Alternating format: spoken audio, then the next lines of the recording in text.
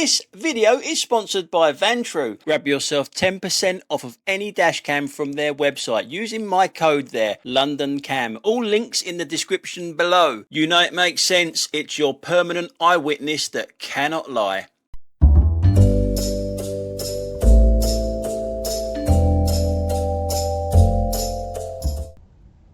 Hello everybody and welcome to another video. We got quite a lot going on in this one and we are at... It's time to show you the famous Rosehill roundabout. That's right, the famous Rosehill roundabout. Now you don't normally see me do a right turn here. I'm going down the A297 like it says on the ground there. No one does anything wrong here, by the way. I just want to show you the road markings. This doesn't look real to me. It doesn't look right that I should go all the way out there to turn around here. But if you look at the road markings, if I didn't do that, I would be in the wrong lane. I'll be in the lane for the A217. It's a pathetic roundabout, as I've said so many times before. The road markings just are awful. Now, before I tell you what this episode is all about, I'm going to do it again. Yes, Moany Tony is going to have a little bit of a moan up. Now, people that know this area will know that not that long ago, this road used to be a 40-mile-an-hour speed limit. And not that long ago, it used to be a 2-lane road for all traffic. Yes, but the powers that be have taken 10 miles an hour off of our speed limit, so it's only a 30-mile-an-hour speed limit now, and they've put a bus lane here as well. For, you know what's coming, don't you? For the thousands and thousands and thousands of buses that you can see coming down here. And the bus lane is a 24/7 bus lane, so you can't use it at all. Which, to be honest, I don't have a problem with. I think all bus lanes should be 24/7. I really do, because if the powers that be think we don't need to use 2 lanes down here in rush hour, why the hell would we need them out of rush hour? Think about it. We don't need it. If we don't need it during rush hour, why would we need it after rush hour? It doesn't make any sense to me. And not only that, if you're in an area you don't know very well and you see a bus lane there, they've all got different times on. They're not all the same time. They're not all early morning rush hour and then late night rush hour. They're all different. They're all different times. So some may say 7 a.m. to 10 a.m. covering the early rush hour. And then after that, you can use it throughout the whole night until the next morning till 7 till 10. But some do 7 till 10 and then they cover the late ones, 4 till 7. And then obviously you got the days as well. You got to look at the days because some are Monday to Friday. Some are Monday to Saturday. Some are all week, but they're time scheduled like I've just said. So you've got to watch out for all of that. If you put them all 24/7, we all know where we stand because after all, we don't need them. If we don't need them during rush hour, we don't need them at all because, well, we all know, let's face it, we all know why they don't make them 24 hours, 7 days a week. We all know why they change the dates and the times on all different areas and that. It's to confuse people for the poor sod that goes in there and gets a fine. It's all about money, and that's what it boils down to in the end. It's money, trying to get money off the motorist again. Because let's face it, it can't be for the thousands and thousands of buses that you've seen come up the inside here, can it? It can't be, because there isn't any. There's none. So it's all about bloody money. So rant over, okay, rant over. And now I'm going to tell you exactly what we're going to be doing in this episode. We've just been to Rosehill roundabout, and from Rosehill roundabout we're going to go through Malden. We're just going to follow that red line there that I've crudely drawn on this map, through Malden, through Wimbledon, through Putney High Street, and then we're going to go down Lower Richmond Road, and then we're going to call it a day when we get to there. I will be giving you a couple of facts from time to time as we go down there about the area and what's happened in that area. I will also be getting out of the car, not once, but twice, to show you something that's quite important because we are going to be doing some film locations and murder scenes and where murders have been arrested and all the information that I can possibly give you. I know there's 1,000 more things that have happened in them areas that we're driving through, but it's just a handful that I've picked out. And one of the filming locations that we are going to, where I do get out of the car, is a bit strange. It's a bit weird, especially if you're round about my age, give or take. I'm 58, by the way. You will remember this this filming location, and it's completely different, and there's a good reason why it's completely different. It'll all become apparent later on in the video. Now, I don't know too much about Malden, to be honest. Over to the right hand side is Malden Hall Park, which is a National Trust park, but other than that, I don't know too much about this area. But I do know that one of my favourite British actors of all time used to work down here. Just further down here there's a roundabout, and over to the left hand side there used to be a butcher's, and he used to be a butcher's boy in there a long time ago.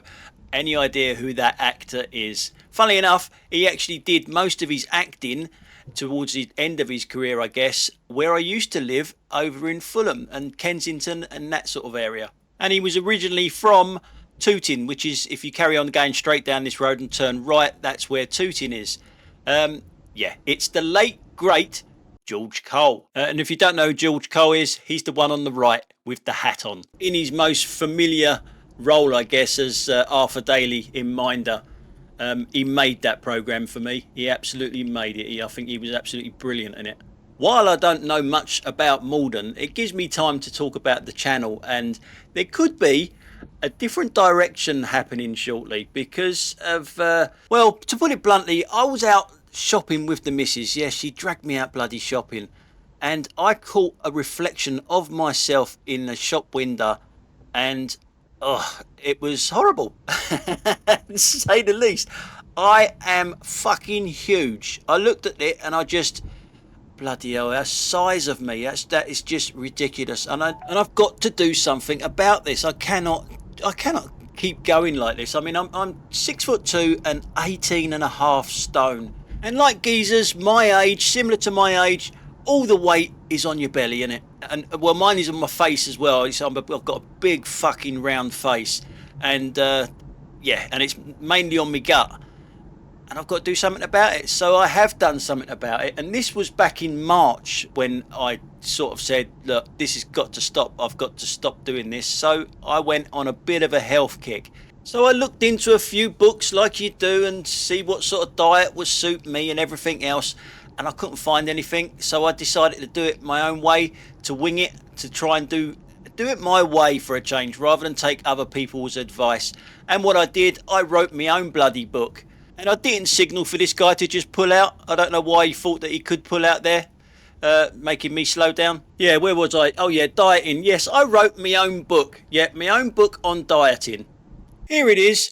The London Dashcam Simple Dieting. And it really is simple. It's only one sentence. Stop fucking eating, fat boy. Now, obviously, I still eat. And I still eat the exact same stuff as I used to. But the quantity is changed. The quantity has gone down dramatically, and so has my weight. From 18 stone 7, I'm now 15 stone 7, and I lost it pretty quickly. Yeah, 3 stone pretty quickly. And the funny thing is though, I'm still fat. I still can lose, I reckon, about another 1.5 stones. Which brings me to the point that I was trying to make about the direction of the channel. I want to lose a bit more weight, and it's slowed up now. It's once I've got to this weight, it's actually slowed down a little bit. So I need to bring in more exercise, because most of this is just eating habits. Is just stop eating crap, or not crap, but too much of it. You can eat whatever you want, but just don't overfill yourself. And it's that's what I was doing. I was eating tons, but now I need to push on again. I need to push it on, and I'm thinking I'm gonna go and get a bike. Yes, and that could be the direction of this channel. Not all the time, obviously, because I still need to go out and earn money driving, but there will be some bike bits in it. And I've contacted a company saying that they want to join this journey, and they do. They want to join this journey, and they're going to be sending me a bike, but it's not just any old bike, it's an e-bike. Again, I've not been on a bike for probably 20 years. I've never ever been on an e-bike. Just so you know, behind that lorry there is South Wimbledon Station. That's where we are at the moment. We're at South Wimbledon Station. Yes, and the e-bike that they are sending me is fully legal in this country. It's pedal assist, so all it does is helps you out. It helps you up going up hills and stuff like that. It's not got one of them throttles and all that sort of stuff like the phone thieves in London have got. Otherwise, I will be taking phone orders. Yeah, so that's not a direction of the channel, but it can be a little bit of this channel moving forward. It'd be nice actually to actually see it from a different point of view, especially around Kingston. I've shown you the pathetic bike lanes in Kingston, and to be able to show you it on a bike might be quite interesting, because they are completely useless and just not usable. They're just really not usable. Anyway, that's enough about the bike and the fitness thing. Let's get on today's video.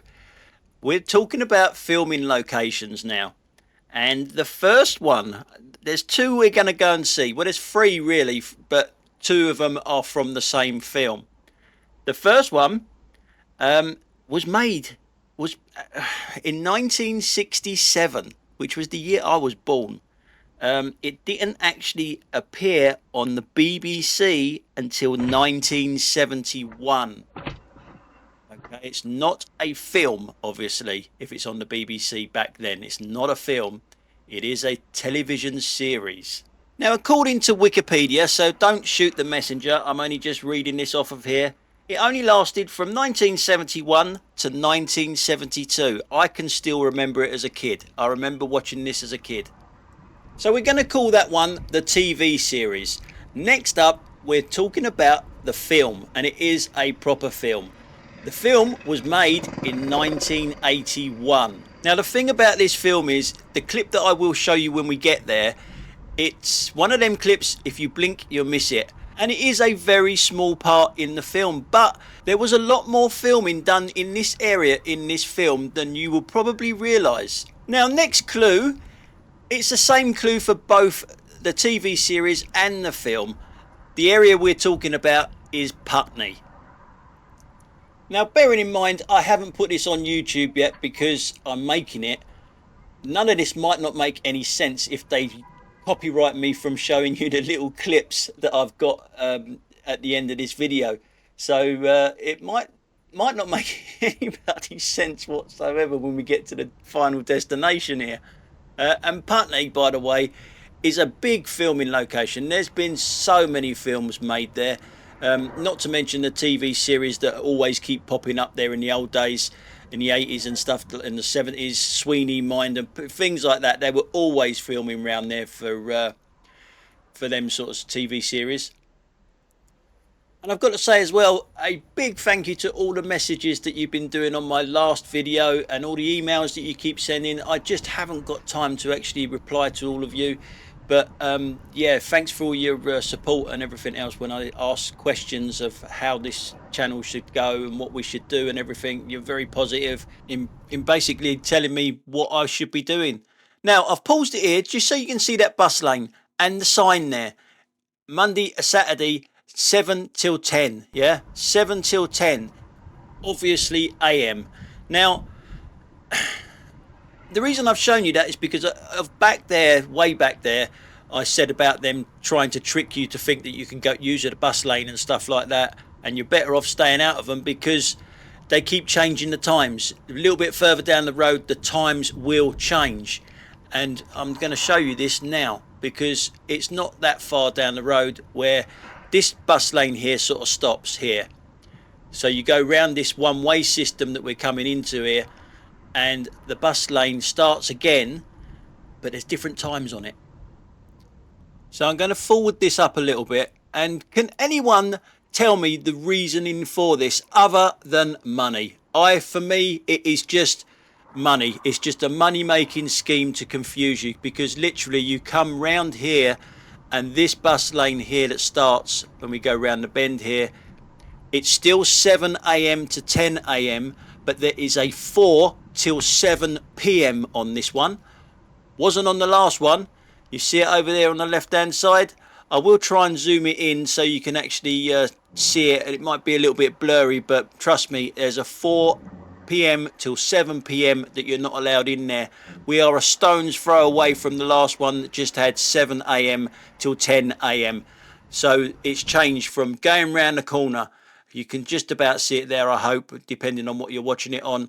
So in London, you've got to watch out for this all the time, because I think it's about a £60 or £80 fine going in a bus lane. And yeah, there's another sign here. And you go in that bus lane, and you're caught. But a little bit further down there, we're in the same borough, we're in same Wimbledon, and yet they've changed it from one part of the road to another. You cannot tell me that that's just not done for money.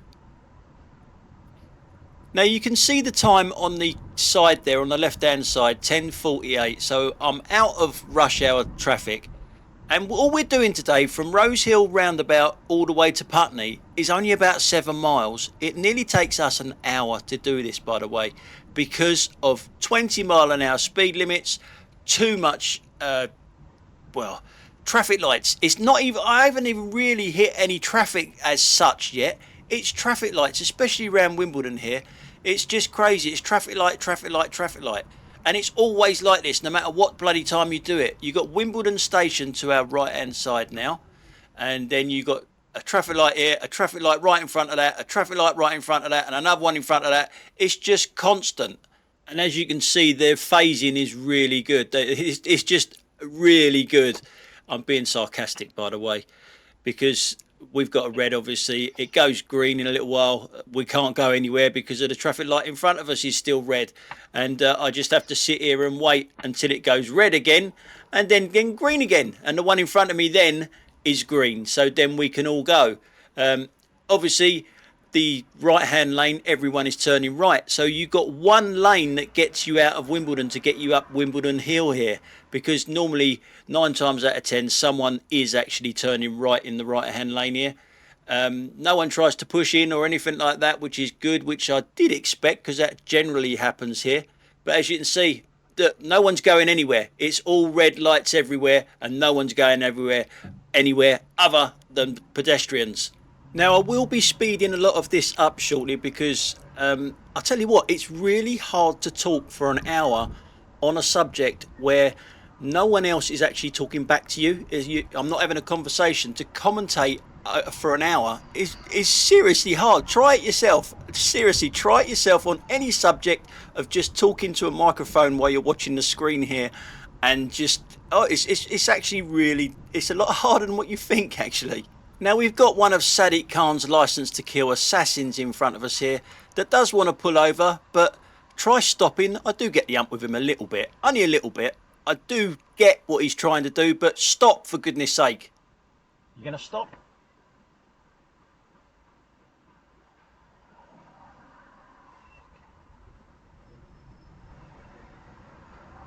Idiot. Now obviously he has to clear the bus stop. You're not allowed to stop in bus stops. That's an instant fine, even for private hires and taxi drivers. You're not allowed to stop in bus stops. Bus lanes you're allowed to do, but not bus stops. Now we're going up Wimbledon Hill here, and this, dare I say it, is the posher part of Wimbledon. Yeah, this is where the posher people go. Down there it's all scummy and chavvy and everything, but up here it's a bit more, it's a bit posher. This is Wimbledon Village, by the way. When the Wimbledon tennis is on, you generally, if you're into that sort of thing, you get to see some of the tennis players sometimes in some of the restaurants and stuff like that around here. Obviously not the bars, because they're professional athletes. They're in restaurants having something to eat sometimes. Yeah, so if you're into that sort of stuff, this might be the place for you to have a little look. Now again, all these roads around here are all 20 miles an hour speed limit, so it takes forever to get anywhere in and around London nowadays. Yeah, so all this money that they keep raking in, saying about congestion and stuff like that, they're making it. They're making the congestion by putting it at 20 miles an hour, because you are just going to take longer to do your journey, aren't you? It's just common sense to me anyway. If it's 20, you're going to be longer doing your journey, longer in your car, longer with fumes coming out of it. Obviously, I'm driving an electric car, but it don't apply to me, that sort of thing. But I've still got to do the 20 mile an hour speed limit. So now we're going to speed it up after saying all of that. Now, if you went right down any of these sort of roads with a bit of manoeuvring, sort of left rights and that is where Wimbledon tennis is played, the championship. Over to the left is Wimbledon Common. Now, that is famous for a few things. A few things good, and unfortunately a few things bad. A few things very bad. But let's start with the good, shall we? Let's start with the good. Who remembers the Wombles? I cannot play the tune because it's copyrighted and I'm definitely not singing for you. Yes, the Wombles. Yes, the Wombles of Wimbledon. Who remembers that? You know what? It makes you feel old because that was out in 1968. That was when it was first created in 1968. Yes, so a long time ago. But unfortunately, this common is famous as well for the bad, the very bad. And this one really is bad. It's just down here on the left here. Now, if you turn left here, that's where all the parking spaces are. There's a windmill down there, and that's where the parking spaces are for the common. And that is near enough where this poor girl was murdered. With her son was with her at the time, and the poor boy saw everything. And the police cocked it right up as well. They arrested, they entrapment sort of thing. Yeah, you'll have to look into it because I'm not going to go into all the details of it. There is a bench down there in her memory. Yeah, it was a horrible one at the time, well, it still is a bloody horrible one. And I'm not too sure, you might have to correct me here in the comments section down below, but I don't think the murder was ever solved. I think that they got the wrong guy. They did a stupid entrapment sort of thing, and the guy was let off in the end. But yeah, I don't think it was ever solved. But like I say, correct me if I'm wrong. So back on the road here, this again is 20 miles an hour. God knows why, which is why I've speeded it up, because doing 20 miles an hour on a road like this is bloody boring. And there's no need for it. There really is no need for it. On roads like that, there's no need for it. Well, I say there's no need for it, but when you get joggers running round a bloody roundabout when there's no footpath there, it's probably for people like that, for idiots like that. There's an underpass that takes you across this roundabout here for pedestrians. Why they're running round the roundabout, I do not know. This is why we got 20 miles an hour speed limits as well, because to protect the fucking idiots.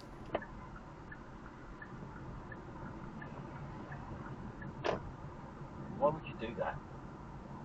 Exactly. Why would you do that? You've got all these commons around this area, paths and everything, and yet you run round the fucking roundabout. The stupidity of these people.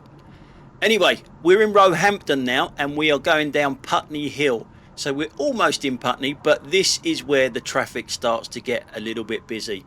It always is, because Putney is one of the most polluted, or Putney High Street is one of the most polluted areas in Europe. The Putney High Street is always busy. I'm going to speed it up here because obviously we're starting to hit traffic. And obviously you got to remember the time it is. It's just before 11 o'clock here.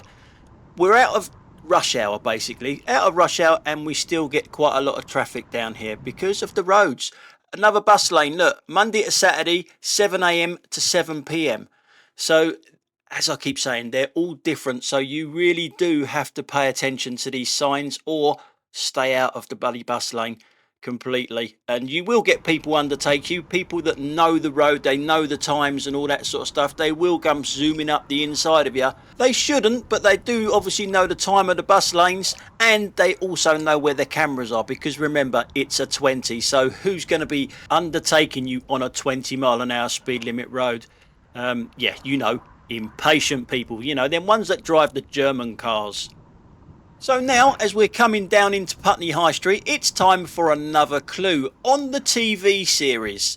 The creator lived next door. That's all you're getting. The creator lived next door. And now a clue for the film. All I'm going to say is Michael Jackson's Thriller. Now another clue for the film. It won an Academy Award for, believe it or not, for outstanding achievements for makeup. Now, obviously, I've speeded this up quite a bit now. We're going 5 times the normal speed, and we're still not going anywhere. This is Putney High Street. It does it all the time. Remember what time it is. It's 11 o'clock. We're out of rush hour. Some of the schools have actually broken up round here as well, so you haven't got the knock-on effect of kids coming out or the mums going home and all that sort of stuff. Oh, and by the way, not great driving by me here. I'm over the cycle box. Yeah, not great for me at all. That, you know, hold my hands up there, not great. So over to the right hand side, you can see Putney train station over there. If you want to get a tube here, it's Putney East that you want, or you can get Putney. This is the interesting fact. Putney Bridge station isn't actually in Putney, it's in Fulham. It's a bit like Chelsea Football Club. Chelsea Football Club isn't in Chelsea. Chelsea Football Club is in Fulham. Which brings me to the logistics of the film. Nobody really picks it up. I haven't watched the film for quite a long time, so maybe I do need it, or should have looked at the film before doing this to see if there was anything in the film about the logistics of it, because it's really weird how this guy ended up in London when the beginning of the film was set. I do believe it was set in Yorkshire, but it was filmed in Wales. Now, you might need to correct me on all of this sort of stuff, but that was what I remember from the film, that it was set in Yorkshire at the beginning and it was filmed in Wales. So we're still stuck in traffic, and I am still fast forwarding this, by the way. So we're getting really close to the point now. The main characters' names in it, Jack and David. Now, as we're getting really close, I'll start giving the game away pretty badly here. If I mentioned a pub called the Slaughtered Lamb. And what if I said, stick to the road, stay off the moors, beware of the moon? What I should do, you know, is show you this road in rush hour, just so you get a feel of the pollution down here. The cyclist going down the path, that's obviously not a shared pathway, not down a high street. Yeah, the pollution levels are so high here. It's one of the highest in Europe. And well, when you see it in rush hour, it's not very good out of rush hour, to be honest. Now, a piece of useless information: that building over there holds a record, and not a very good record, of having the largest loss of life in one incident in Putney. Now, that used to be called the Cinderella Dancing Club. Back in 1943, it was bombed and over 81 people died right there and 250 were injured. And this is a picture from that very site back in 1943 after the bomb. Now, getting back to our film, which we are almost at the point, and it's not a big part in the film at all, but I know that you guys already know what the film is, and it's an American werewolf in London. So this here on the left hand side is roughly where the clip is. It's when the doctor goes to the newspaper stand and he picks out the newspaper and it's got something about a man being half eaten. And then he realises, hold on, maybe this guy really is a werewolf. Right where that old guy there is crossing the road, there was a newspaper stand roughly there. And it's going to be looking back at us where we are now. So here's the clip. I can't put the sound on because it gets copyrighted when you put the sound on. But that is where the newspaper stand was. And he's looking at the guy being eaten. Now, it's been a long time since I've seen this film. But if you've seen it recently or you just know it, how the hell did someone get attacked in Yorkshire and end up waking up 3 weeks later in London? I don't know whether that was explained in the film or what, or did I miss it? I know it was filmed in Wales, but I'm sure they were trying to make out that it was in Yorkshire. Well, because everyone in that Slaughtered Lamb was definitely not talking Welsh, were they? They had no Welsh accents there. Now, that wasn't the only scene that was shot in Putney from that film. I will show you another place in a second. But before we do that, we've got another place of interest down here. This building on the right-hand side is called the Star and Garter Mansions. Now, the interesting thing about this building is, if I said to you John Christie, would you know who John Christie is? If I said to you 10 Ridlington Place, would you get that? Now, I know some of you will know that, Ridlington Place, but you will be saying, well, that's in Notting Hill. It's nowhere near Putney. You will be correct. And I know some of you haven't got a clue what I'm talking about.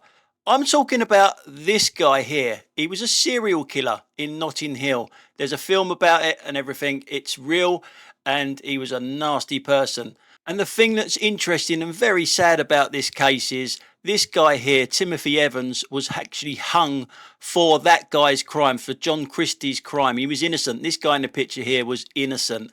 And you might think, well, where's the connection? Well, John Christie was arrested there.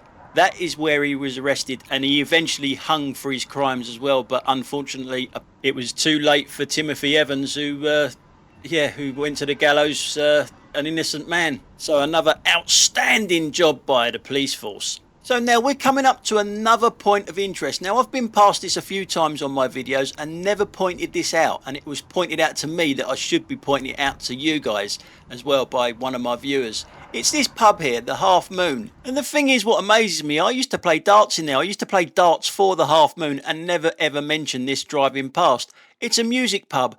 There's some very famous people that have performed in this pub round the other side. People like U2, Kate Bush, The Who, Van Morrison, Elvis Costello, even the Rolling Stones have been in there, and not only the older people, Ed Sheeran has actually performed in there as well. Yeah, so that's the Half Moon in Putney. It's not that big in there, not really, not when you've got the stage and the bar and everything else in there, but them big artists there have been, you know, obviously in their younger days before they were massively famous, although the Rolling Stones, when they performed in there, it was a private function thing that they did, and I guess they were pretty famous when they did perform in there.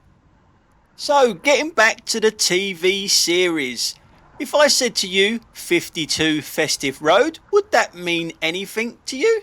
And if I said David McKee, would that mean anything to you? Now we're down Festing Road, not Festive Road, because the BBC thought Festing wasn't good enough for their show, so they had to change it to Festive. So we're just going to speed this up a little bit now because we're on the road that we need to be on. I just come up here and I turn round and come back the other way and park up, and then I get out of the car and pay for parking. Yes, I go and pay for parking, the things I do for this channel. And this parking meter is the first parking meter I have ever seen that you can go up in minutes. You can literally go up in minutes on it. I've not seen a parking meter that goes up in minutes. I did 8 minutes. 8 minutes cost me 50p on this machine. 50p for 8 minutes. I probably didn't need it, but yeah, I did it anyway. So out we go. And now we're off to the machine. This spotlessly clean machine. Yes, that you can go up in minutes. I've never seen one of them before, but look how clean it is. Look how clean this London machine is. I wonder if you can get away with saying I've got a phobia about spiders and not put any money in the machine and park for free, because, I mean, look at it. It's covered with cobwebs. It's covered with filth. Disgusting. Anyway, I get my ticket and we put it in the car, and then we're off to the house in question. I'm sure some of you have already got this. Some of you older people, I would have thought. We put this ticket in the car.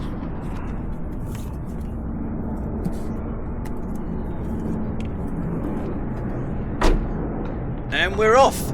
Now, the interesting thing about this house is it's the only house where the guy is working on. See that guy up the ladder? He's the owner of this house, and what a miserable fucker he is. Only me can have an argument with someone up a ladder. But I'm not going to show you that, because I did say to him I would not show him in the clip, as in his face, because he turned around and he was as miserable as sin. But this is the house, number 52. The guy next door was the creator of it. He was the one who wrote the program, the guy next door. And it's this, Mr. Ben. You must remember Mr. Ben, right? Unfortunately, I can't put the music on, otherwise they'd do me for copyright. It was another ordinary day in Festive Road. Number 52 is Mr. Ben's house, but Mr. Ben was nowhere in sight. Mr. Ben soon appeared at his front door, wearing his hat and coat. Yeah, and he always ended up in this shop here, getting his fancy costume and playing the part of whatever he put on. I don't know how many episodes there are. I should have done some more research into it, but look at the two differences. It's modern day, isn't it? A Tesla outside the house, yeah, compared to what it was back then as the cartoon, if you can call it a cartoon. Would a program like that ever make it onto the telly nowadays? Probably not. But yeah, this guy up here, only me can have an argument with Mr. Ben. Yeah, nothing like a nice gentle toot to get someone out of their house into your car, eh, mate? So we're going to be walking down the road here because there is something to just prove to you that this is the house. I'm not making up. I've just not picked a random 52 and 54 Festive Road that isn't actually Festive Road. We come up the end here. Nice broken satellite dish there. Yeah, you know you're in London when you see things like that, don't you? So what we're looking for here is something on the ground. There is a plaque on the ground. It's like a paving slab, but it's got markings on it. And it's the end one there just by that post. It's kind of hard to see. But there we go. Festive Road, home of David McKee and his creation, Mr. Ben.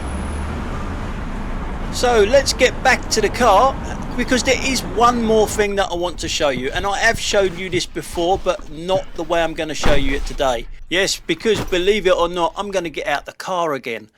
And don't worry about the ticket on the side there. I do remove that. It drives me mad, the reflections you get off the off them tickets on the dashboard there, but yeah, I do remove it in a second. So where we're going off to now is Marc Bolan's crash site and his shrine there. He's got a little shrine, but last time I've been there with you, I've been there a couple of times. You have gone over this bridge where his car literally flew off it and crashed into a tree, and he ended up dying pretty much there, I think. And yeah, but we're going to get out the car and we're going to show you exactly where it was and the shrine and everything else that they've put there. And remember, it's a long time ago. It's what, 1977 it was. And remember, he wasn't driving. His other half was driving, and they flew off this bridge. It's only a little bridge. I mean, nowadays there's speed bumps there, so maybe if the speed bumps were there back in 1977, they might not have been going that fast, or maybe they might have hit the speed bumps and come off a little bit earlier. Who knows? But yeah, we'll get to see all of that in a second. So I'm going to speed this up again because we're sitting here just waiting on temporary lights for roadworks here. But before we get to Marc Bolan's shrine, there's another bit of American Werewolf in London was filmed down this road. Because at the end of this road here, there used to be a hospital, and all the hospital scenes was filmed in Putney Hospital. Yes, just over here to the right hand side. Obviously Putney Hospital is no longer there, and I think it was almost on its way out before they did this filming. That's probably why they could do the filming. Can I have a piece of toast? Get the fuck out of here, Jack. Thanks a lot. Yes, all them sort of scenes were shot in that hospital, which is just over to the right hand side, or it was just over to the right hand side in Putney. So I'm going to speed this up here now because I'm getting bum-ache sitting here doing this. I've been here for quite a while doing this editing, and you can see as we drive down here, you'll see all the speed bumps and everything here. So that, if they were there then, would have slowed them up, I'm guessing. And as they came up here, none of these bumps were here obviously, and it was not a 20-mile-an-hour speed limit back then anyway, and they literally flew off here and landed in them trees to the left hand side. And that is where we're going to be going, but I'm going to park up first, which is a little bit further down the road, and we'll walk back again. All this bloody walking I'm doing today.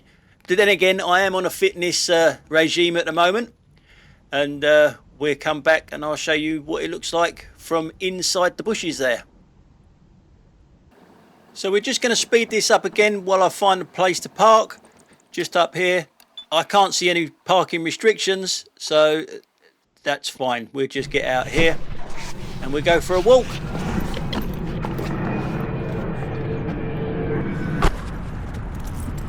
And look at the speed. Look at the speed. I've not speeded this up at all. I'm actually jogging down the road. Yeah, right. I'm guessing that used to be a horse trough years ago. Now the horses, the poor old horses, have got to drink flowers. So as ever, guys, I do like to know if you've got this far in the video, whether you've just, this is a bit boring for me, this is not my cup of tea. It's always nice to get feedback whether I like it or not, to be honest, so I know not to do it again or do it again, whichever one is gets the most votes, I guess. So we come down here, so yeah, if you wouldn't mind letting us know if you got to the end, that'd be great. So you come down the end here, and this is the first time I've been here. I didn't even know how to actually get to this part of it, whether it was from the other side of the road or not, but it is this way. I did get it right first time. luckily enough.